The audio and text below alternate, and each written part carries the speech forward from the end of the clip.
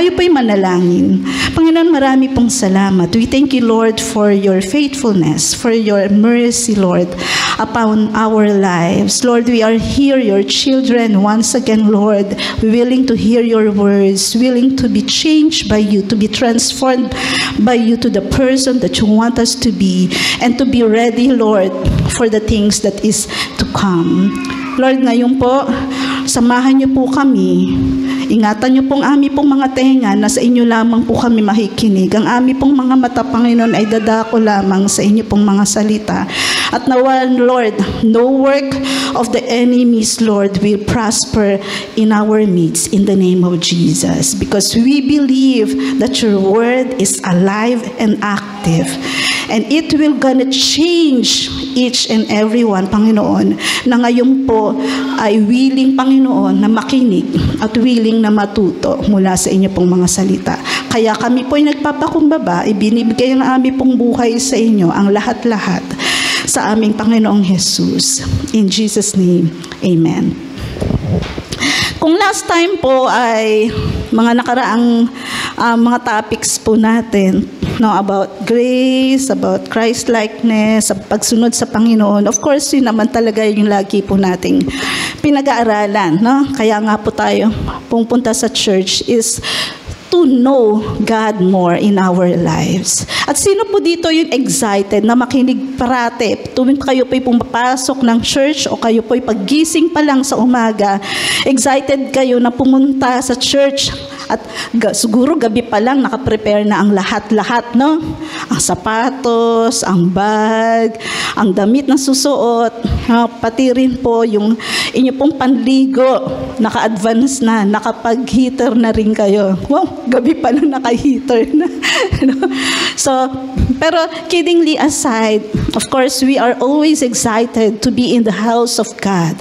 Not only because may dala-dala tayo po mga problema, but because something is always in store in the life of a Christian, in the life of a believer, in the life of the one who is always willing to give everything to the Lord.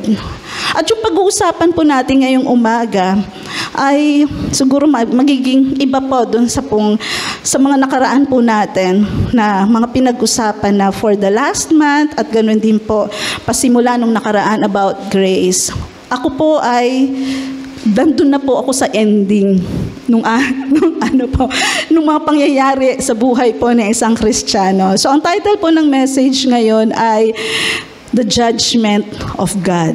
So, ang bigat po, no? So, kung meron po kayong Bible po, maaari po kaya ninyong buksan po. Can you open your Bibles in Matthew 25:32-33? Nandyan na po ba kayo at nandyan na rin po ba sa board? So, pagdating po sa Judgment Day, there are two groups of people. Wala na po akong pasakali pa, no? So, yung pong sheep at nandun din po yung mga goat. So, let's read Matthew 25:32-33. All the nations will be gathered in his presence, and he will separate the people as a shepherd separates the sheep from the goats.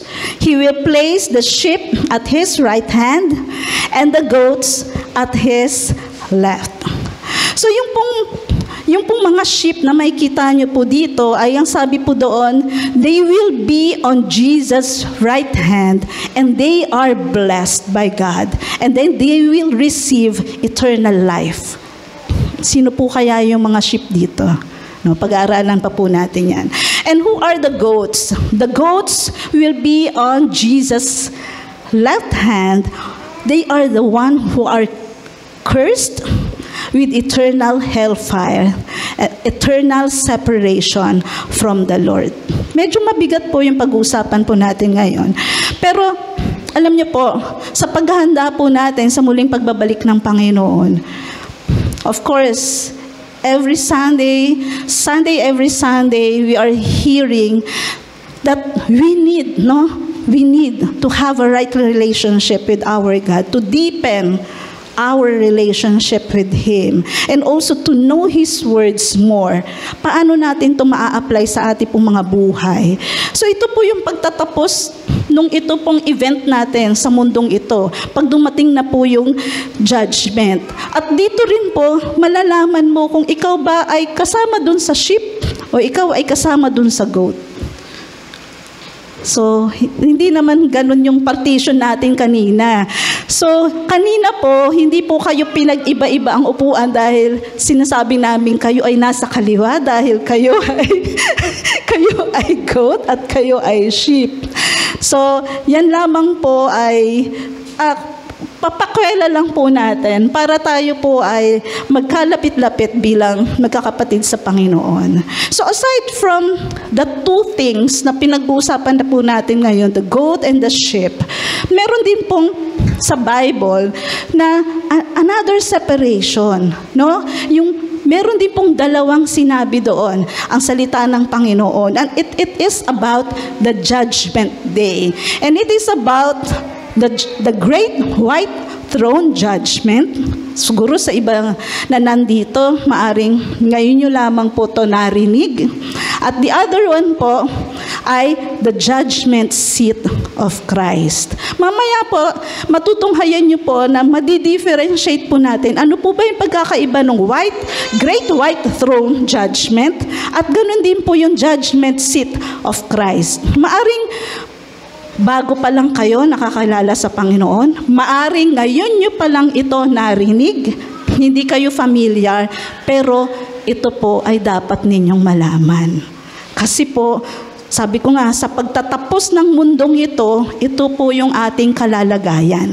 Doon po tayo mapupunta. Saan ka nga ba mapupunta pagkatapos na mawala na tayo dito sa mundong ito at bumalik na nga si Kristo sa atin po, sa ating panahon.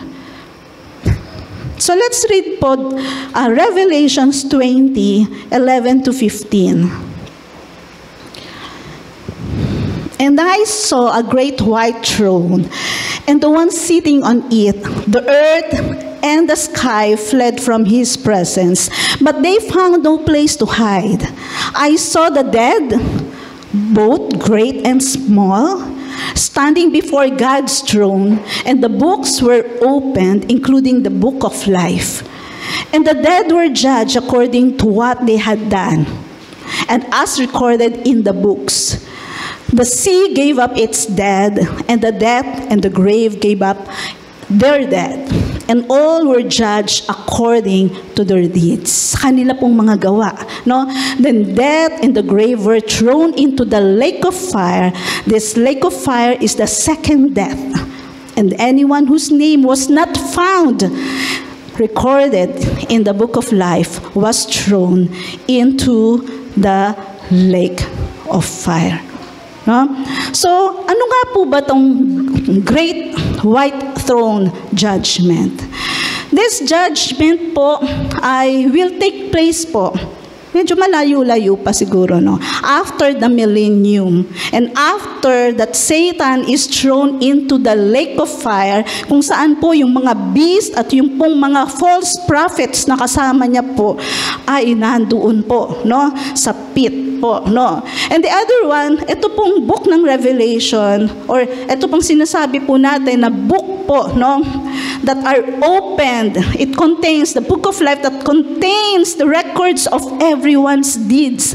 So lahat po ng ginawa po natin nung tayo po'y pinanganak hanggang tayo po sa kasalukuyan at sa panghinaharap na ikaw ay buhay pa dito sa mundong ito, yahan po ay recorded.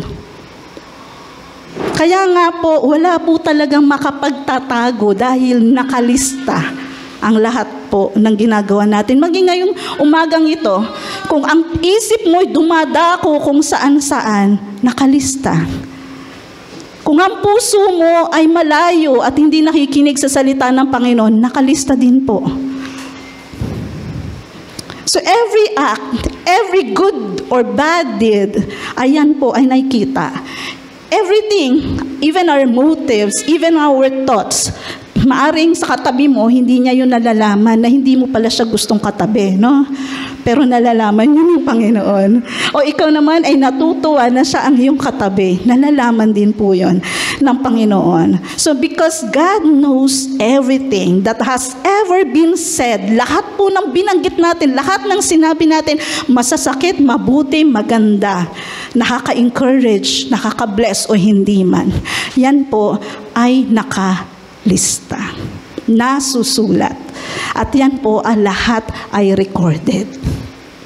Katakot naman. Grabe ang censorship ng Panginoon, di ba? Nakikita lahat. So nothing to hide from God. Or even nga, sabi nga kanina, our thought, na kung saan maaring nagwa-wonder yan, no? Nakikita ng Panginoon. And He will reward or punish each one accordingly. Sabi po doon sa Revelation. So, itong great white throne judgment, this is where unbelievers whose names are not written in the book of life. Kapatid, sure ka ba na nakasulat ang iyong pangalan sa book of life? Naku po, tingnan natin, nakasulat kaya? Mamaya malalaman natin kung nakasulat ang ating pong mga pangalan, no? No, na judge, sabi nga dito, whose name are not written in the book of life are judged according to their deeds. The result is eternal separation from God. Kapatid, pagka pinag-aralan mo ang hell, hindi siya yung hell lang na alam natin. May iba-ibang kategory ng hell. At meron doon hell na hindi ka talaga makakalabas doon. Para siyang chamber na talagang nakakulong ka. Forever to. So akala lang natin nasa story lang yan, sa pelikula lang, o kung saan-saan man natin napapanood o nababasa. Pero totoo ang hell. Sige nga, ilagay mo ang kamay mo doon sa kandila na may apoy at ilagay mo doon ng 1 oras. Kaya mo? Hindi, di ba? Gaganon ka na nga lang. Yung lighter nga, pag ginanon mo, di ba? O posporo, nagkamali ka ng sakit na kaagad. So what more hell is? So totoo po siya. Hindi po siya kathang-isip, kundi ito po ay katotohanan na galing na rin po sa salita ng Panginoon. So sino nga ba to, no?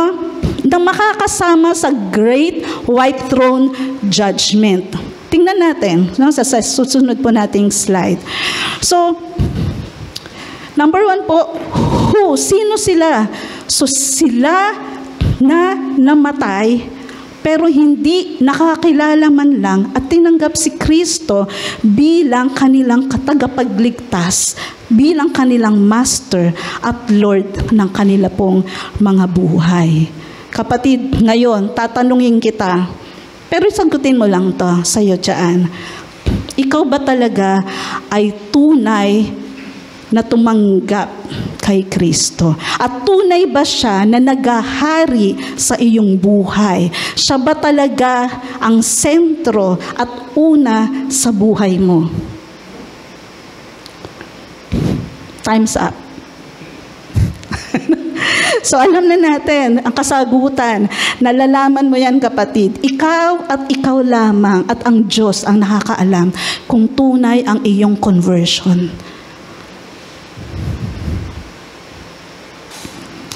Malalaman naman natin yan sa finish line. Lagi namin yan nababanggit. Sa finish line tayo magkikita.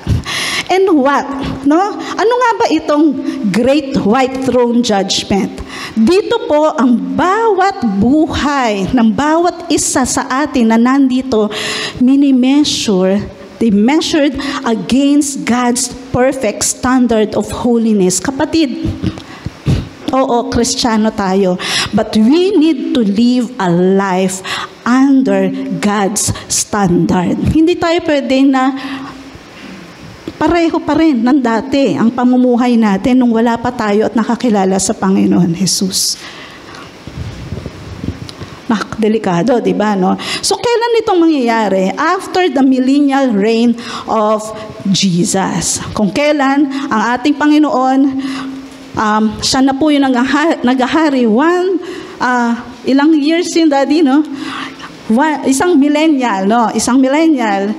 At siya po ay i-judge niya na po ang lahat po ng mga makasalanan. At sila po yung mga nandito sa kaliwa. Kaninang nabanggit ko, yung mga goat. So, saan ba ito? No?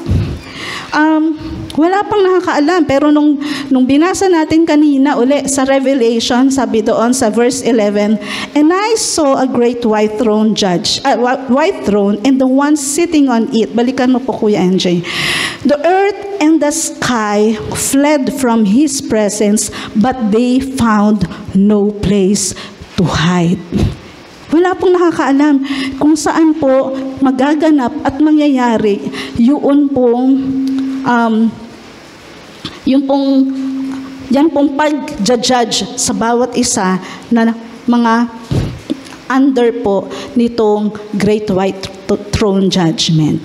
So bakit nga ba? No? Bakit nga ba kailangan pa mangyari itong Great White Throne Judgment? Because they need to settle, no? It is to settle all rebellion against God's righteousness. Kapatid, ang sino man na hindi sumusunod sa Panginoon, ang sino man na hindi gumagawa ng inuutos ng Panginoon, ang sino man na hindi tumanggap kay Kristo, siya po ay under rebellion sa Panginoon.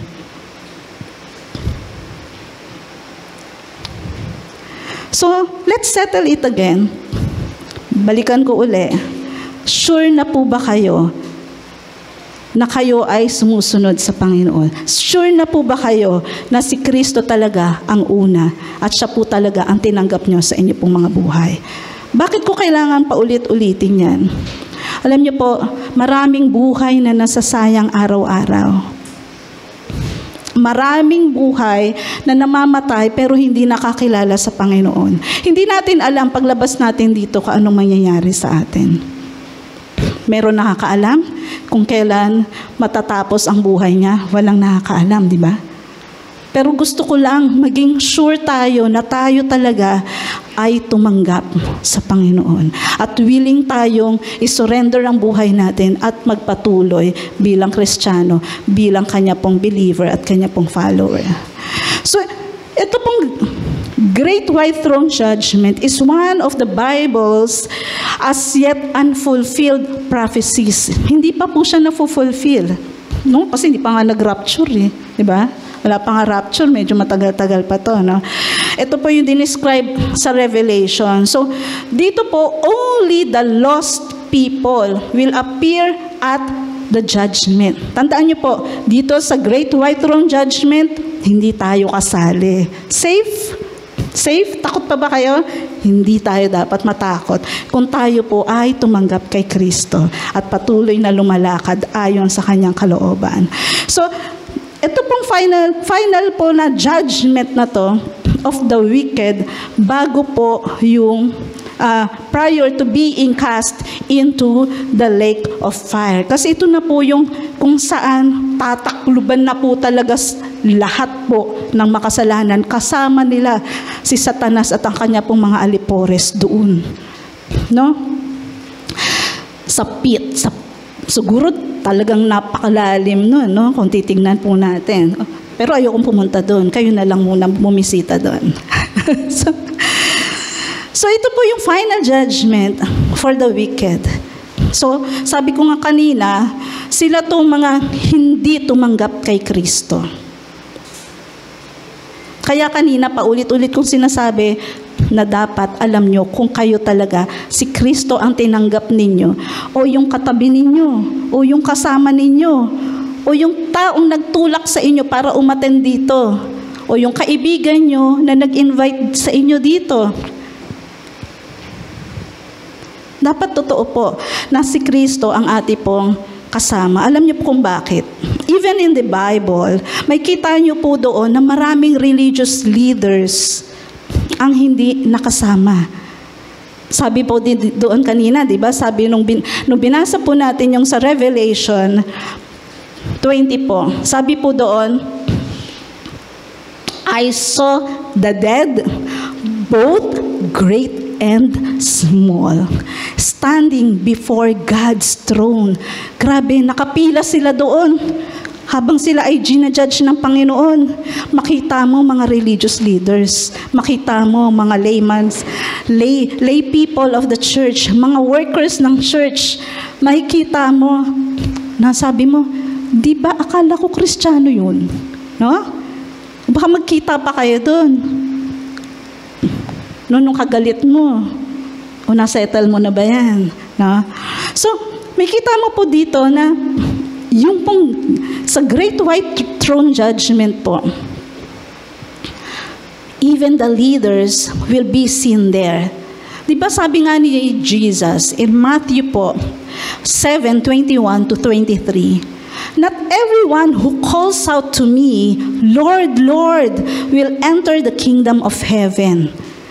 Only those who actually do the will of my Father in heaven and will enter. Kung sino lamang daw po yung gumagawa ng kalooban ng Ama, ang siya lamang po makapupunta sa langit.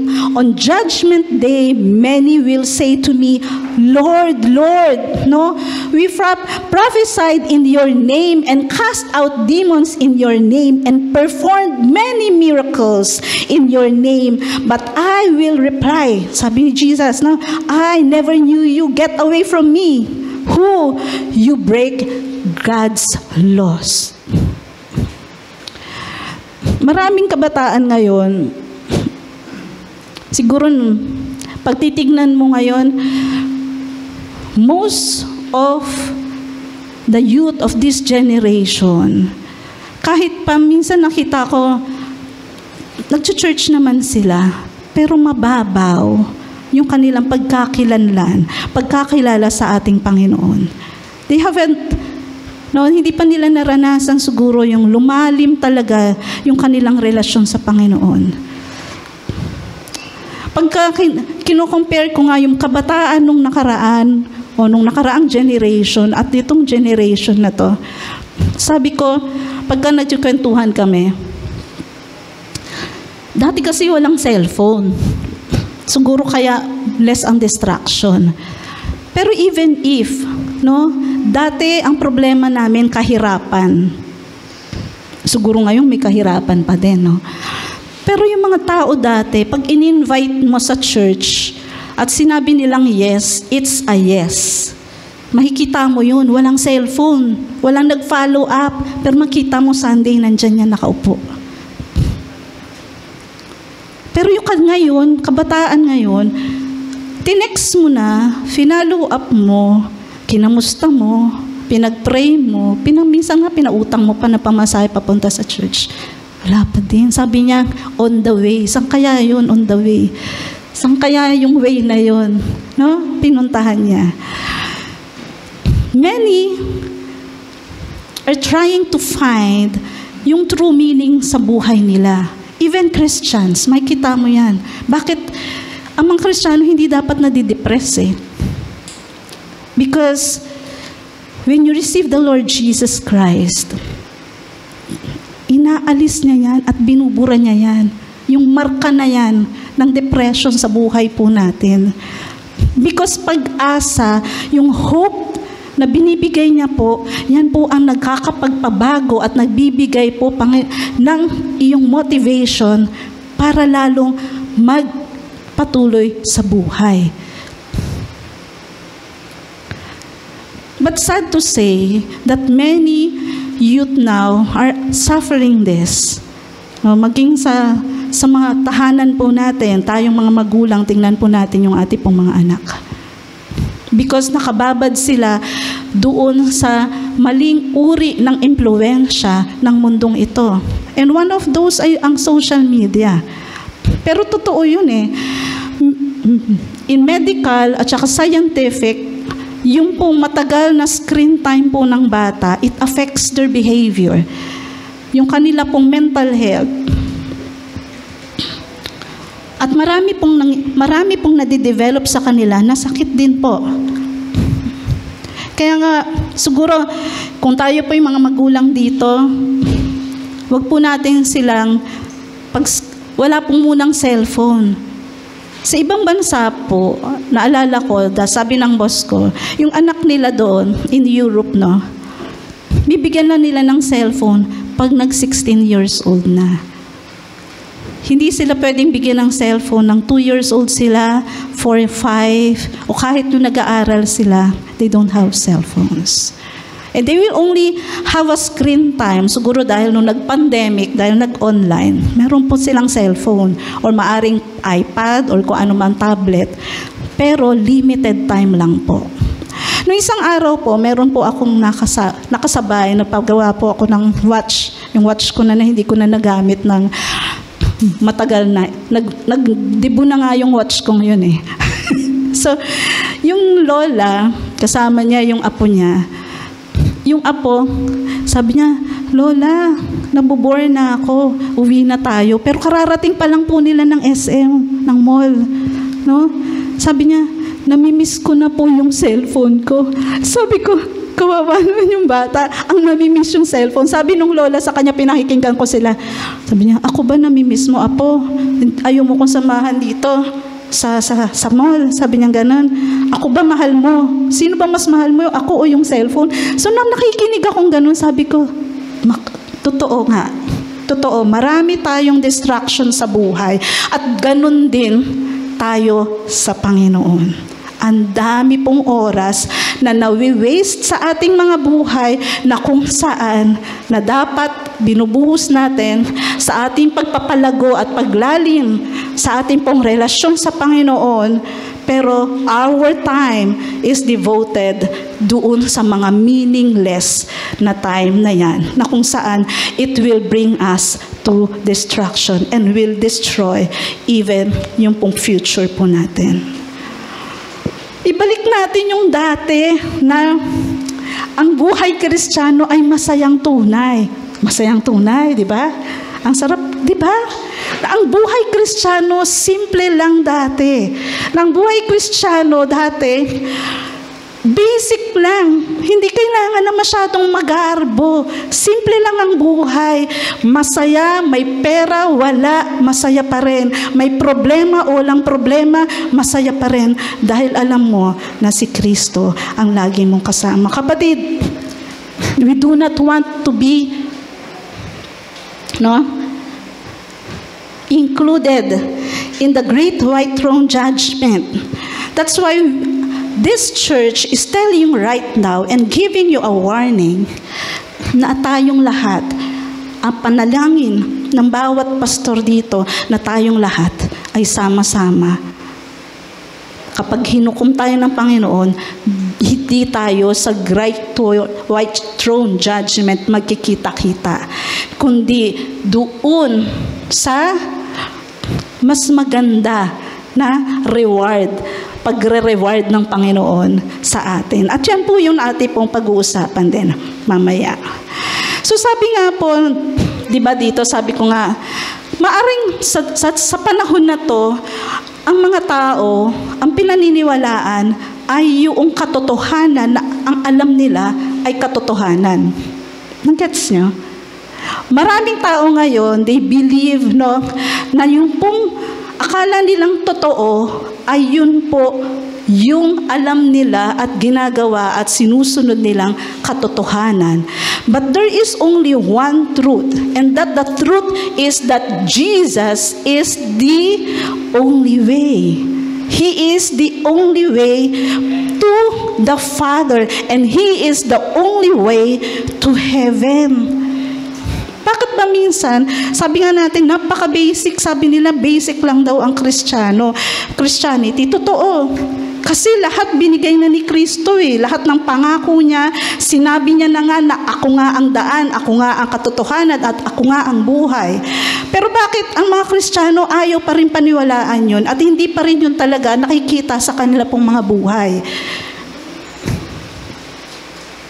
And they still follow kung anong meron dito sa mundong ito. They still follow what they think is right Dan, no? Sundin ang salita ng Panginoon. 'Di ba? Sinabi niya na nga yan sa John 14:6, no? Ako ang daan, ako ang katotohanan, at ako ang buhay. Walang makararating sa Ama, kundi sa pamamagitan ko. Kapatid, wag mo yang kalimutan. If you are suffering, no? From whatever disease, o kung meron ka mang problema, o ikaw man may nararamdaman, no, na emotional problem, o mental problem, mental issue na yan, tandaan mo, meron lang pong isang daan, meron lang pong isang katotohanan, at meron lang pong isang buhay. Yan lang po ay si Kristo. Kung meron kang paniniwalaan, si Kristo lamang. Napakaraming religion. Alam niyo po ba yun? Ang daming religions. Even nga dito sa Pilipinas, napakaraming Diyos-Diyosan. Bilangin niyo sila, hindi yan mabibilang na mga palad ninyo. Pero, alam niyo, madali lang sa Kristiyano, isa lang ang Diyos natin. Wala tayong napakaraming Diyos na lalapitan na sa bawat issue ng buhay po natin. Kapag nagkasakit ka, pupunta ka ganito. Pag wala kang pera, pupunta kay ganito. Isa lang, lahat kayang isolve ang mga problema natin sa buhay natin. Amen?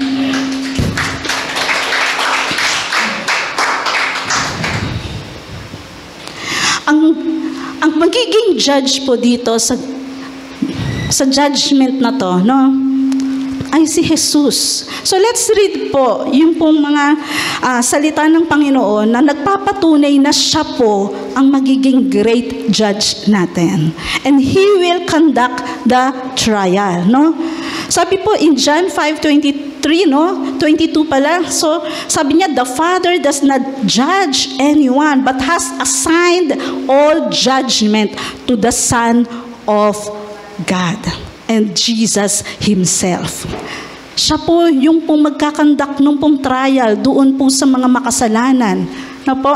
Pangalawa, sabi doon sa John 5:27, and He has granted the Son authority to execute judgment because He is the Son of Man. Kung meron pong magja-judge sa atin, si Jesus yun. Kasi nadaanan niya ang nadaanan natin. At ibinigay yun, no, yung authority na yun ng Ama kay Jesus. And even in Romans 2:16, on the day when God will judge the secrets of human hearts according to my gospel through Christ Jesus. So it's still Jesus, no? They're talking about in the Bible who will judge all humanity. Whether the good, whether the bad, whether the good or evil, whether the believers or the non-believers, of course, for the believers, there's no more judgment. There's no more condemnation because we have been forgiven. We have been sanctified and we have been justified by our God. That's why there's no more condemnation for the people of God, for those who have believed or who have received the Lord Jesus Christ. So, pag titinag niyo po siya, kanina pinag-usapan po natin yung Book of Life. Pwede po nating speculate na nung tayo po ipinanganak, yung pangalan po natin ay nandun sa Book of Life. O, sino-sino ba yun nandito? O, alphabetical. O baka time ng birth, no? Unang-una doon. Date of birth, name, no? Ganyan, no? Ganun siguro siya, no? Speculation ko lang to, no? So, when we were born, sinulat ng Panginoon, ako po birthday ko ay November, ganitong date, ganitong year. Marilu Alumbro. Ay, Maria pala, Maria Luisa. Ay, hindi, naging Marilu na siya. No?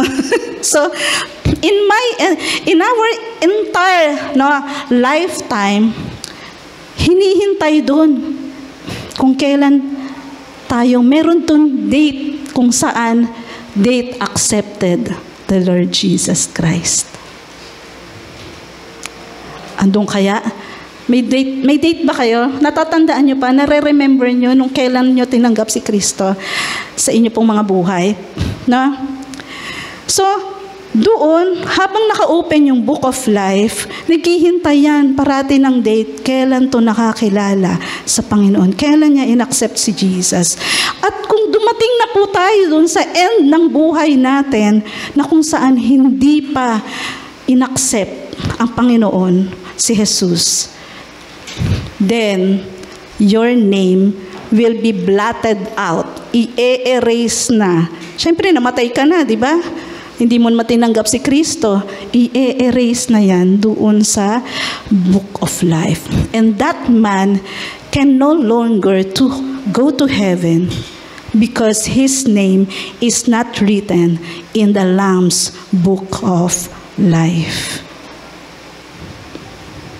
Illustration ko po yon. Pero maaring gano'n nga sa heaven. So hindi ko pa naman nakikita yung libro yung kung gano'n nga kalaki yan. Hindi ko nakita. Baka nga mas computerized pa sila doon. Diba? Hindi kaya? May AI din sila, no? In heaven. Probably. Kasi mas advanced ang technology ng Panginoon kaysa technology natin. We do not know. No, what we will see in heaven. Baka magulat tayo, di ba? So, let's see again, no? In Revelations 3:5, all who are victorious will be clothed in white. Sabi doon ng Panginoon, I will never erase their names from the book of life, but I will announce before my Father and His angels that they are mine. Kanina, yung illustration ko po ay doon po sa mga natanggal ang kanila pong mga pangalan sa book of life. No? Mamaya naman po, pag-uusapan naman natin, paano naman yung mga hindi natanggal? Paano hindi natanggal ang kanila pong mga pangalan doon po sa Lamb's Book of Life?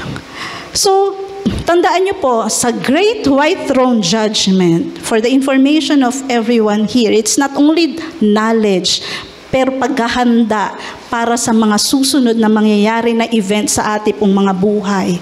No? Christians will not be present and they shouldn't be present. Kayong mga nandito, huwag kayong maging present doon sa Great White Throne Judgment. Kapatid, yan po ay paghuhukom para sa mga makasalanan na hindi tumanggap kay Kristo. Okay? Do you want to be listed? Doon magpalista doon sa likod. No? Sana walang magpapalista, no? Blanco, no? Well, blanco yan. So Christians will not be present there, no? They will participate in a separate judgment known as the judgment seat of Christ or the Bema seat of Christ, because tayo po ay pinagwalang sala na ng Panginoon because of God's righteousness, because He has redeemed us, because He has shed His blood para sa ating pong lahat at nilinis na po tayo. At ang nakikita na lang po sa atin ng Diyos Ama ay ang kalinisan at ang holy presence ng Panginoon. Kapag tayo po pag tayo po ay tinitignan ng Panginoon, ang nakikita niya po ay si Jesus. No? Pag tinitignan tayo ng Panginoon, ang nakikita niya po sa bawat isa sa atin ay si Jesus. Kasi tinanggap mo si Kristo. At dahil kay Kristo, napawalang sala ka na.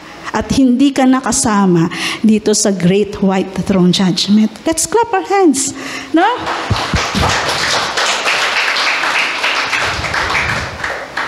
At ang maganda po doon sa judgment po, no? Judge or Bema, seat of Christ, ito po ay okasyon, joyous occasion.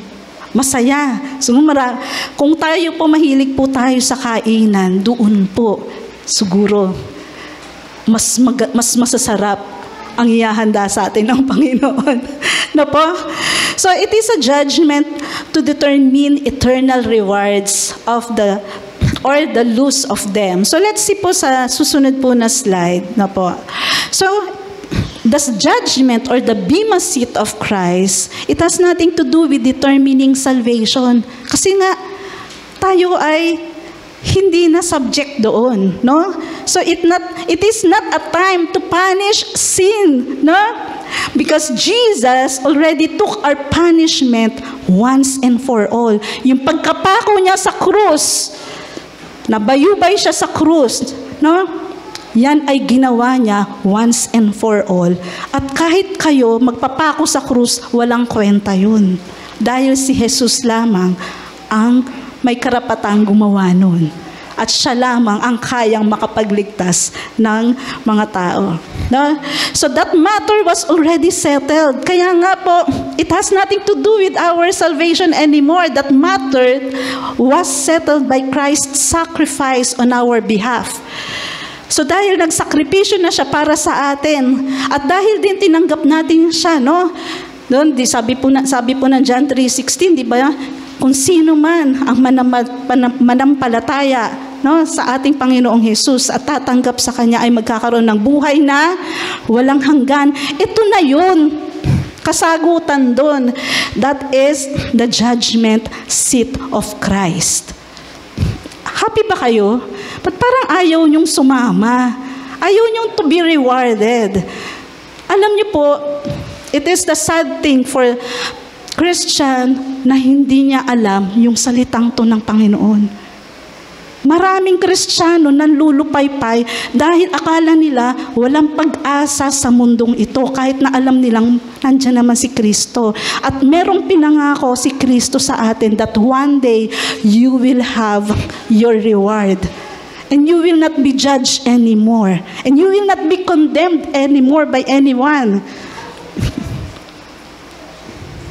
Kaya kapatid, kung ikaw nagsasuffer ka ngayon sa mundong ito, tiis lang, manampalataya ka sa Panginoon na mapagtagumpayan mo yung kahirapan na yan, yung iyong sufferings na yan. Kasi konti lang na panahon. Tandaan nyo, konti lang na panahon yung ilalagi natin sa mundong ito. Pero yung kasama natin ng Panginoon, forever and ever. Walang katapusan. At yun, yung hinihintay ng bawat isa. Hinihintay nyo pa ba yun, ang pagdating ni Kristo? At mangyari itong bagay na to?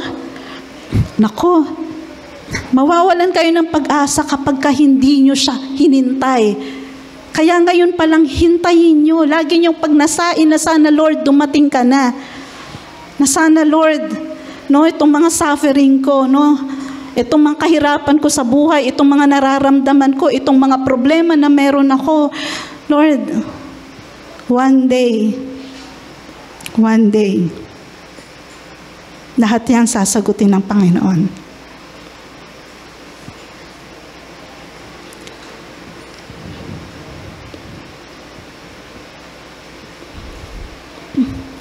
Magulong buhay, walang pera, laging may sakit,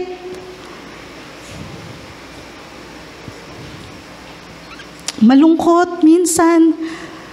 Parang minsan, Lord, nandun na ako sa dulo. Mauubos na talaga yung PC ko, yung string ko, mauubos na. Pero God is always there. Na yung PC na yan, na akala mo mauubos na, nilalagyan niya uli ng another PC na kung saan pwede mo uling hugutin. At yun, hinuhugot mo yun ay kalakasan na nagmumula sa Panginoon because of your faith to God. Kaya ko to, so sabi ko nga, Lord, what will be your message to your people? Because sabi ko ngayon, ang iniisip nila, puro problema na lang. Pag pumupunta sa church ang mga tao, parang pagod. Parang hindi kayang mag-rejoice. Kasi hindi nila nakikita ang pangako mo. Hindi nila nakikita that someday your people will be rewarded. Yung pagpunta nyo dito every Sunday, that is being seen by God. Yung faithfulness ninyo sa inyong pamilya, sa inyong trabaho, saan man kayo, nakikita yun lahat ng Panginoon. At sabi ko nga, kung ang kamalian nakalista, ang kabutihan natin nakalista din. Because of the grace of God that we can do and we can be good It's only because of the grace of God. At napakabuti ng Panginoon dahil nung tayo niligtas niya, yung grasya na yan, ibinitbit niya sa atin. Ibinigay niya sa atin nang walang bayad. At habang ginagamit mo yung grasya ng Panginoon, patuloy kanyang binabago na transform. At yun nga, sabi nga natin, hanggang sa maganap ang dapat maganap. At ito nga, yung judgment seat of Christ. Na kung saan, kapatid, isa ka sa nakalinya. Isa ka doon sa bibigyan ng parangal ng Panginoon, ng reward ng Panginoon sa bawat suffering mo. Pero may faithfulness kang kasama doon sa bawat paghihirap na yan. Lahat yan ay fully accounted for ng Panginoon. Mas magaling ang Panginoon sa mga accountants na nandito. Kahit ako na accountant, hindi ko marerecord lahat ng kabutihan mo. Pero lahat ng kabutihan ginawa mo para kay Kristo. Lahat yan ay nakalista. At ang tamang reward, matatanggap mo sa tama na panahon na kung saan tayo ay i-judge na doon ni Kristo. Kapatid, huwag kang malungkot. Huwag kang mawalan ng pag-asa. Meron, no, after this life, there is another life that is ahead of us, waiting for us. At kasama natin doon forever ang ating Panginoon. So it is a judgment to determine eternal rewards, no? It is when the crowns will be awarded. God, grabe kapatid, crown ang ia-award sa atin. Hindi lang siya basta papel na ribbon lang na nakukuha natin nung tayo ay elementary high school, di ba? Hindi lang siya basta medal. Kapatid, I'm awarding you for your faithfulness, for your holiness, righteousness. No? For sharing the gospel, no? Binigay mo ang buhay mo, ang resources mo, ang oras mo, nagpagal ka dyan, no? Ang daming tao, nakita mo yung mga taong yan, sila yung mga taong dinala mo sa akin, sabi ni Kristo. And that time will come. Yung sinasabi ko ngayon, mareremember mo. Uy, nakapila na ako. Ito yung sabi ni Pastora Louie, buti na lang nakasama ako. Yung makasama ka pa nga lang, di ba? Great reward na yon, di ba? Pero yung ma-awardan ka pa, grabe. Nung high school ako, sabi mo siguro hindi nga ako na-awardan eh. Hindi nga ako nag-top eh. Baka doon top ka, kapatid. Kaya magpatuloy ka. Be faithful in the Lord and do the will of God in your life. Kapatid, dito, tinitignan lang tayo ng tao, pero ang Panginoon, iba paano tayo tinitingnan ng Panginoon. Every good deeds that we do for Christ, no, yaan po lahat ay nakalista. Masaya, sabi ko nga kanina nung pinag-aaralan ko to, sabi ko, Lord, grabe, no? Binigay mo na nga yung buhay mo sa amin, ikaw pa din magre-reward sa amin. Hindi niyo ba yan nakita? Kung gaano kabuti ang Panginoon, di ba dapat ang gagawin niya na nga lang sa atin doon? Lord, ako na ang paglilinis ng paa mo, magmamanicure ng pedicure, manicure ng paa mo. Kasi sa ginawa mo sa buhay ko, pero bakit ganon? Pupunta ako dyan, ako pa yung re-rewardan mo. Ako pa yung may mansion dyan, ako pa yung tinayuan mo. Di ba dapat ako ang magbibigay sa'yo? No, but God is that too merciful. Ganon ang mercy ng Panginoon sa atin. Ganon ang pagmamahal sa atin. We are the apple of the eye of the Lord Jesus, of our God, of our Father, and of the Holy Spirit. Kaya kapatid, kapag kinoconvict ka ng banal na Espiritu, magpa-convict ka naman. Magpa-correct ka. Dahil ang ibig ng ating Diyos ay masama tayo dito sa Bema Judgment. Na po? So let's read po in 2 Corinthians 5:9-10. So whether we are here in this body or away from this body, wala na tayo dito, our goal is to please Him, to please God.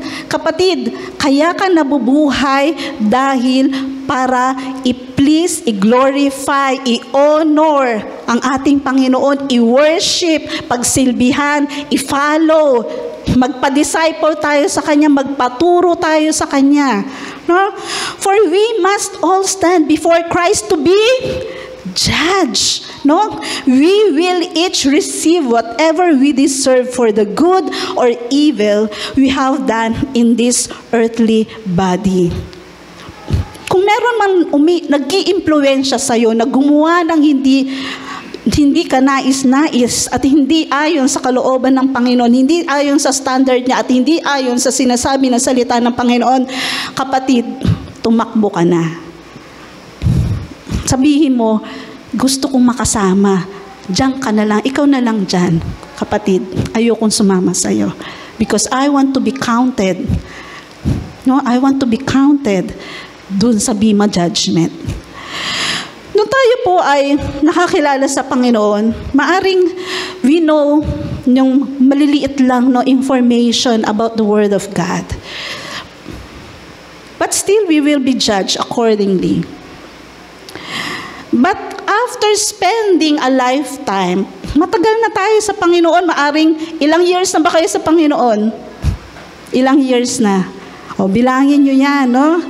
After spending a lifetime po sa salita ng Panginoon, you will be held accountable for the truth that we now know. Kapatid, sa bawat nalalaman mo na salita ng Panginoon, you will be held accountable.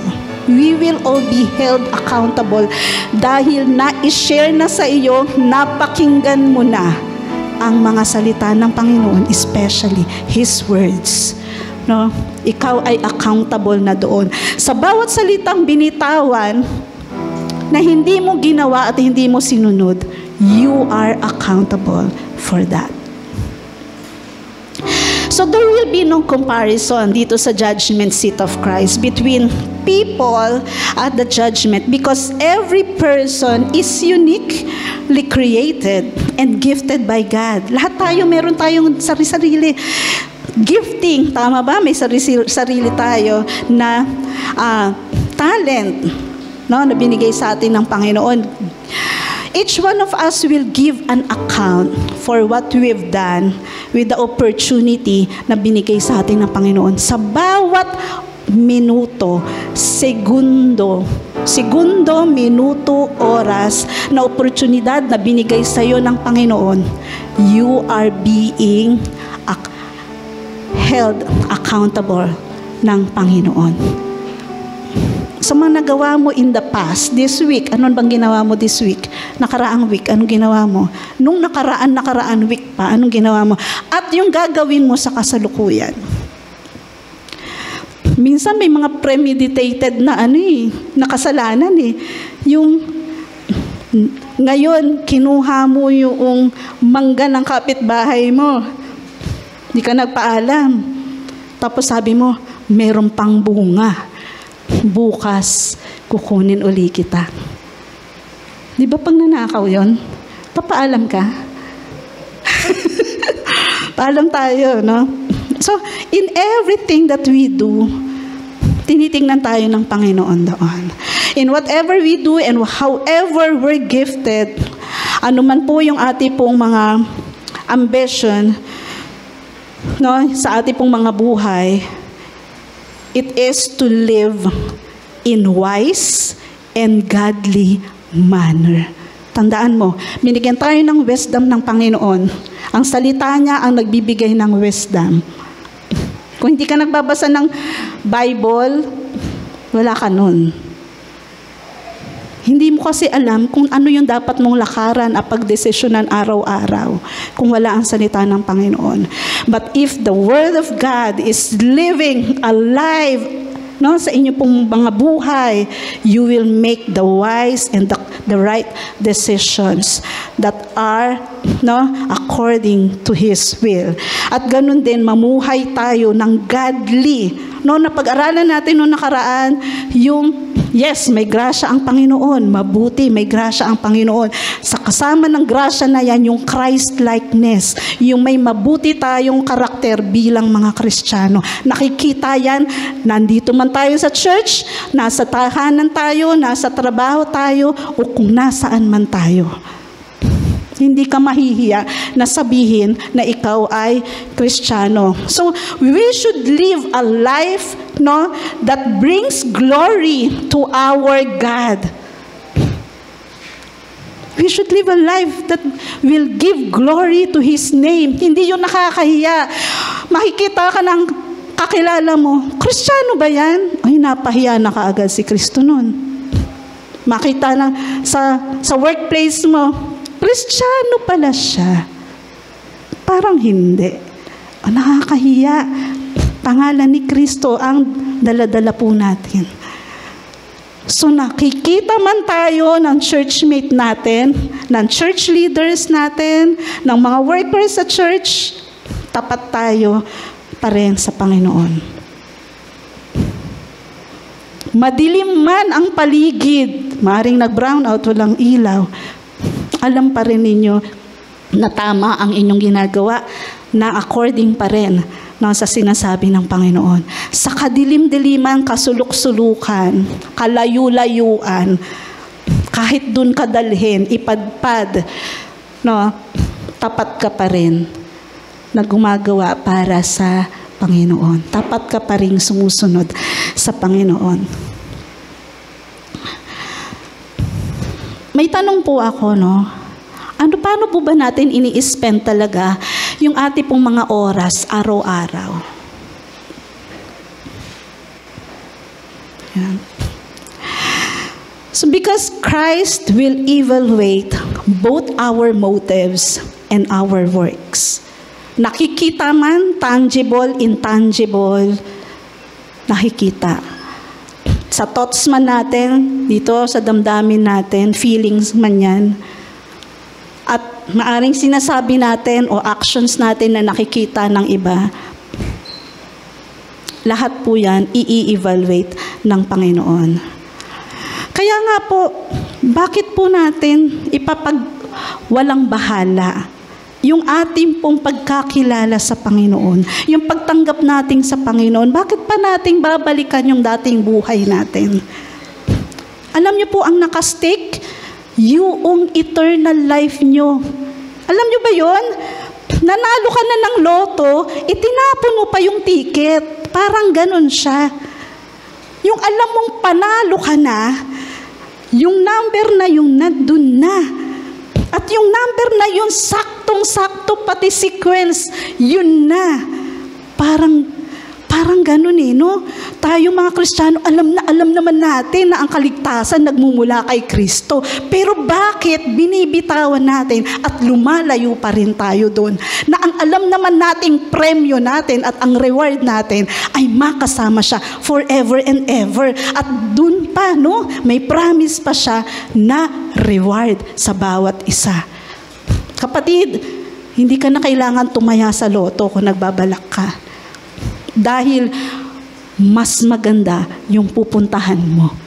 As maganda yung reward na makukuha po natin. Sino nagbabalak pa dito? Wala naman, di ba? No? Puro balak, pero hindi na talaga totoo. No? Mga joke-joke lang yon. So, let's not, bitawan yan. Dahil mas malaki ang nakataya. Yan ay buhay mo. Tandaan mo yan. No? Yung bulong-bulong ng demonyo sa'yo, erase mo na yan. In Jesus' name, hindi ka kailangan dito. Kailangan ko si Kristo. Hindi ikaw ang magpapatakbo ng buhay ko dahil ako ay tumanggap na kay Kristo at si Kristo na ang namumuhay at nangunguna sa aking buhay. No? So, di ba dapat motivation natin yung pagpunta natin ng langit? Tama? Bakit para hindi kayo motivated? motivated. Sa bawat problema ng buhay, gusto nyo nang give up. Pero pag tinitingnan mo, panandalian lang naman dito sa mundong ito. Pero pag titignan mo, yung magiging kalagayan mo in the future, mas mahaba, forever and ever and ever and ever and ever, infinity. No? Bakit mo kailangan i-sacrifice, no? Dun sa mga, alam naman natin, na lagi naman tayo nagkakaroon ng problema. Di ba? Walang pagkain, walang pambayad, kulang ang sweldo. Normal naman na, hindi pa ba kayo nasanay doon? Pero, nakikita nyo lagi ang grasya ng Panginoon doon, di ba? Hindi naman niya kayo iniwan eh. So, let's be faithful, let's be obedient, and let's live a life pleasing to God, because we will be rewarded to the way we have lived. We will be rewarded to the way, no? To the way we have lived. Yung kanya pong judgment will be righteous. And He is a just God. Walang kinikilingan. Walang pinapaboran. Ang judgment ng Panginoon, tumpak, tama. At walang lokohan, pandaraya. No? So, but we need not fear condemnation. But dahil wala naman na po tayong dapat ikatakot pa. Because Christ saved us from the penalty of sin. So, kaya nga po wala tayong, iba tayo doon sa mga makakaliwa. Hindi ako hindi yun, makakaliwa. Yung po mga nasa kaliwa kaninang pinag-uusapan natin. Nandito po kasi tayo sa kanan, no? Tayo po yung mga sheep. So sana po, tandaan nyo na sheep pala ako, hindi pala ako goat. Pag tinanong ka, ano ka? Tao. Yun.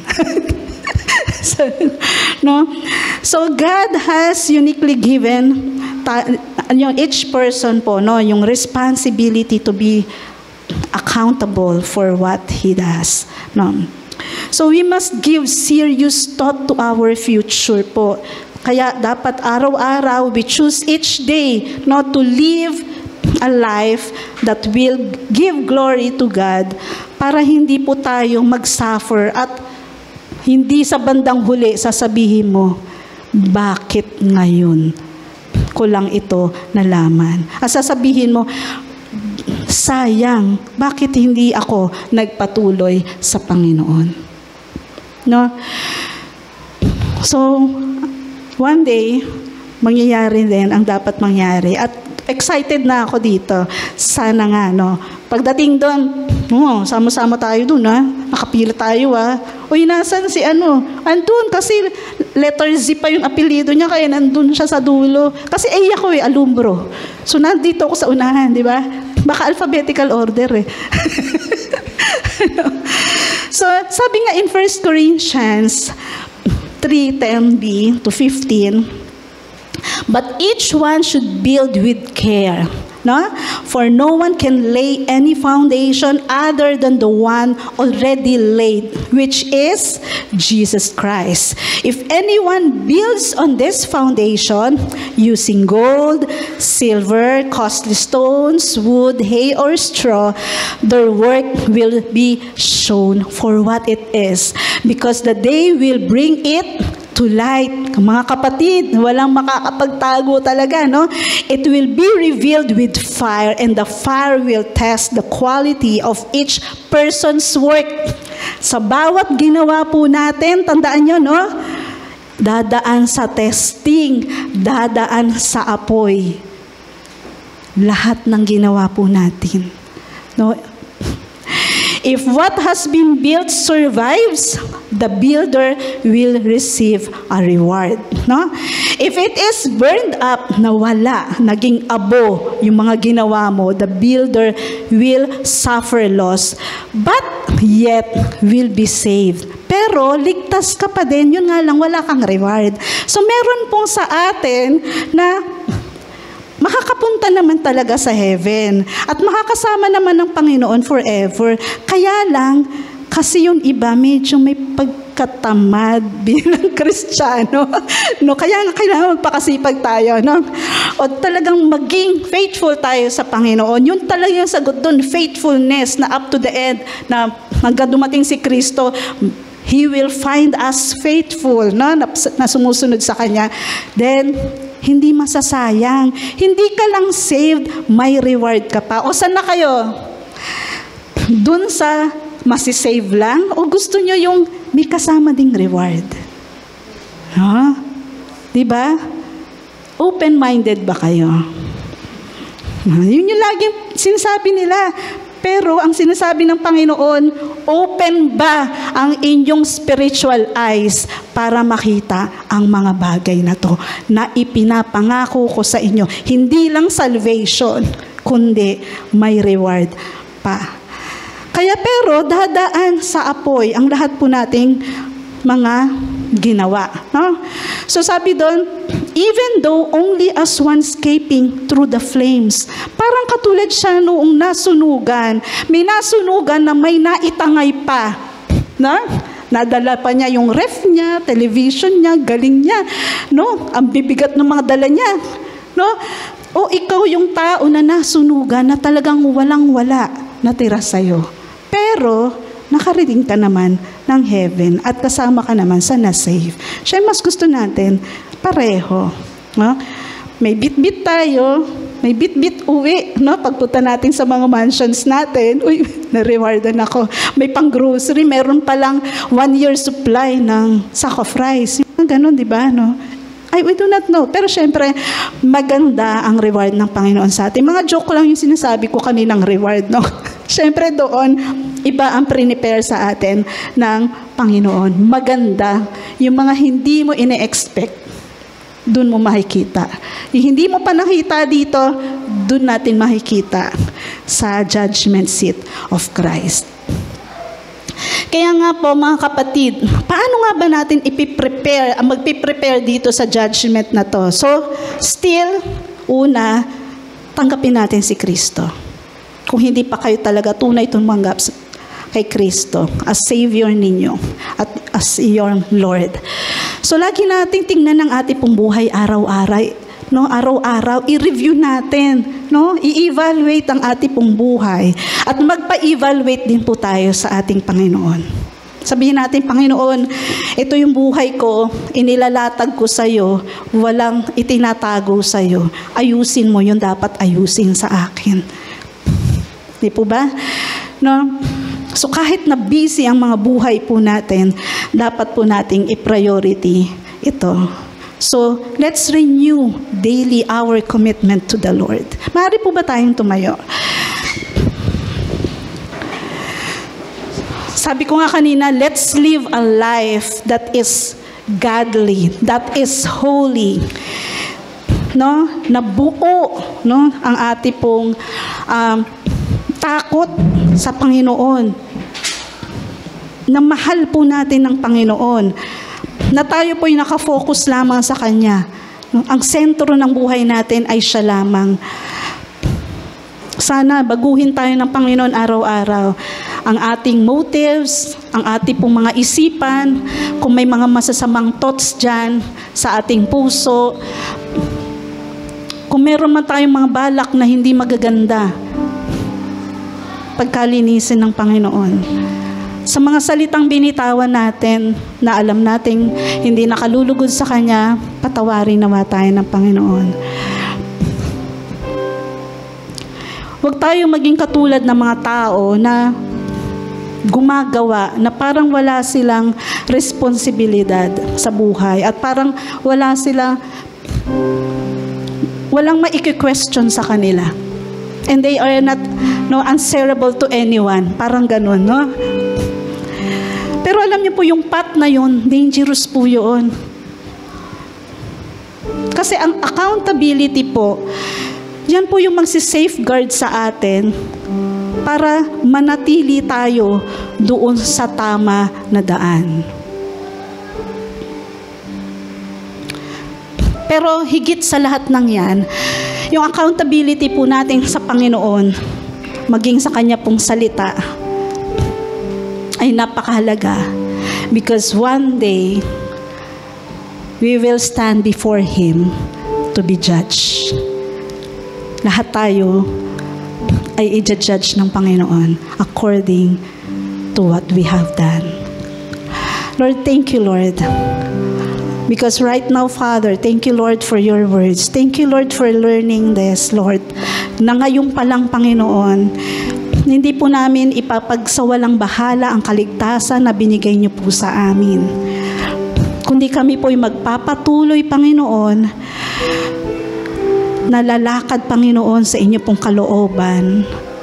Makikinig sa inyo pong mga salita at ia-apply ito sa aming buhay. Na sa bawat araw, Panginoon, Lord, i-evaluate po namin ito, Lord. Evaluate niyo po kami, Panginoon. I-review niyo, Panginoon, ang buhay po namin araw-araw. Upang ituloy, ito, Panginoon, ay maitama. At matanggal na, Panginoon, yung pong mga bagay, mga acts namin, Panginoon, na hindi po kaaya-aya sa inyo pong harapan. Lord, sa mga nakaraang araw ng aming pong buhay, Panginoon, patawarin niyo nga po kami sa lahat po naming mga nagawang kasalanan na hindi po, Panginoon, nagbibigay ng glory sa inyo, na hindi po nakaka-bless sa inyo, Panginoon, na hindi po nakakapagbigay ng kapurihan sa inyo, Panginoon. Patawarin niyo nga po kami. Kundi kami, Panginoon, sa umagang ito, sa araw na to, magsimula kami, Panginoon, with a clean slate, na meron po, Panginoon, may pag-asa pa sa buhay namin. Pag-asa na one day, Panginoon, Lord, when you will judge us, you will find us faithful. That one day, Lord, we will be with you. Lord, yung reward na yan, add-on yan.